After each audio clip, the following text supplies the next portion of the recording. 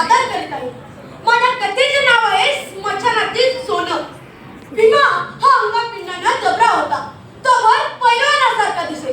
त्याचं प्रचंड मस्तक, दाट भुवया, पल्लेदार मिशा, रुंद पण तापट चेहरा पाहता कित्येक दादांना उडीउडी भरत असे. भीमाचं गाव दूर वारणे काठी होतं, पण रेड्याचं बळ अजूनही पोट भरत नाही म्हणून तो मुंबईत आला होता. पण मुंबईत त्याला काम मिळत नव्हतं.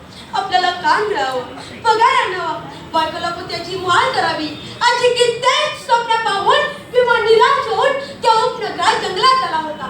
आणि या जंगलातील एका खाडीत त्याला कामही मिळालं होतं. या जंगलात कामही आणि निवाराही मिळाल्याने भीमा खुश होता. तो जणू आपल्या रेड्याचं बळ घेऊन त्या डोंगराला टक्कर देत असे. त्याने टिकाव करता डोंगर मागे सरकत होता. त्याने सुटकी उचलतात काळ्या पाचान तोंड पसरत होती. त्यामुळे कंत्राटदार त्याच्यावर खुश होता. भीमाही संतुष्ट होता, कारण त्याला पगार मिळत होता. पण 6 महिन्यात ती खाण बंद पडली. भीमावर बेकारची कुऱ्हाड कोसळली. तो सकाळी कामावर रुजू झाला आणि त्याला समजलं की आपली खाण बंद पडली, आपलं काम सुटलं. ही वार्ता ऐकून भीमा भांबाला आणि तिथून घरी निघाला. तर त्याची नजर एका राखीच्या ढिगाऱ्याकडे खेचली. ती राख मड्याची होती. असेल एखादं बिचार कंटाळ असेल, सुटला असेल एखादा असं मनाला सांगू लागला आणि त्यातून घरी निघाला. तोच त्याची त्या राखेत काहीतरी चमकल्यासारखं दिसलं. तसा भीमा पुढे आला. त्याने वाकून निरखून पाहिलं. साधारण 1 तोळ्याची सोन्याची अंगठी होती. भीमाने ती चटकन उचलली.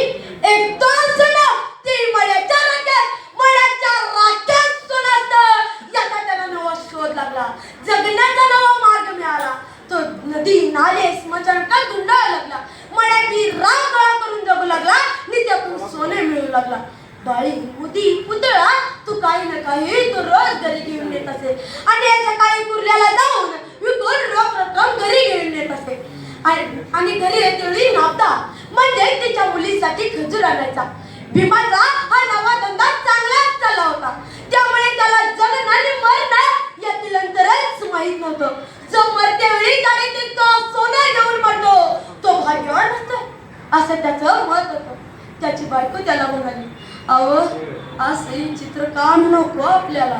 मड, सोनं, संसार हे सारं ही चित्र आहे. तुम्ही दुसरं कुठलं तरी काम बघा. तो चिडक्या स्वरात म्हणाला, तू म्हणतोस माझी चूल बंद पडली तर कोणी पेटवायला येणार आहे का? हे त्याचं चिडकं स्वर ऐकून ती गप्प झाली. भीमानं निघण्याची तयारी केली. तो बाहेर पडला तर घोर अंधार होता.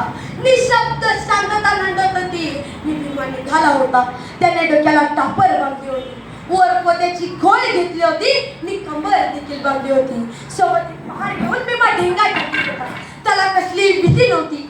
सकाळी बोलतो पातळ लुगड्या खजूर एवढाच विचार तो करीत होता. आज तो विचारला होता. वातावरण घुमत होतं. क्षणोक्षणी गंभीर होत होतं. एखादं कोल्ह्याचं टोळका मुदरत उकी देऊन निघून जात होती. एखादा साव सळसळ वाट सोडून निघून जात होता. मी दूर कुठेतरी कुबडाचं गोळचं या बेसुधीत भर घालीत होतं. आज ते निर्जन जंगल उसाड दिसत होतं. भीमा गावाजवळ आला. त्याने गावाकडे वाकून पाहिलं. कोणीतरी खकरल्याचा आवाज येत होता. एखादा दिवा डोळे मिचकत होता.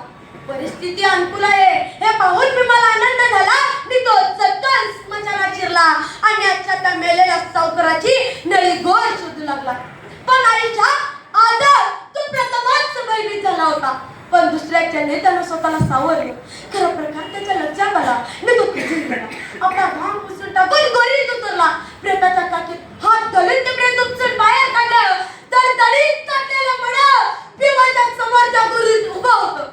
भीमाने प्रेताचे हात चापसून पाहिले. एक अंगठी सापडली. कानात मुदी होती.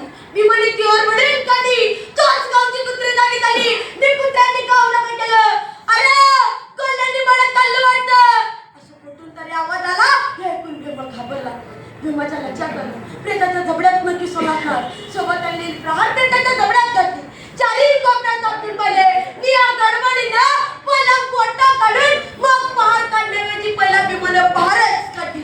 झटकन त्याची ती बोटं प्रेताच्या जबड्यात अडकली. अत्यंत वेदनांगात ओळखत होती.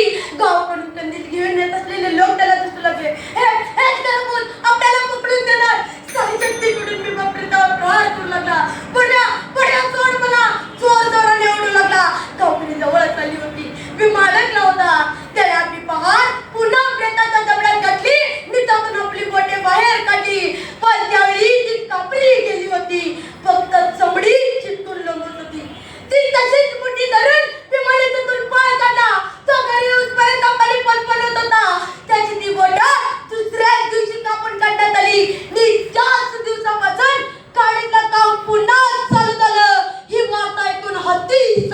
मा लहान मुलं प्रमाणे रडू लागला लहान मुलं प्रमाणे रडू लागला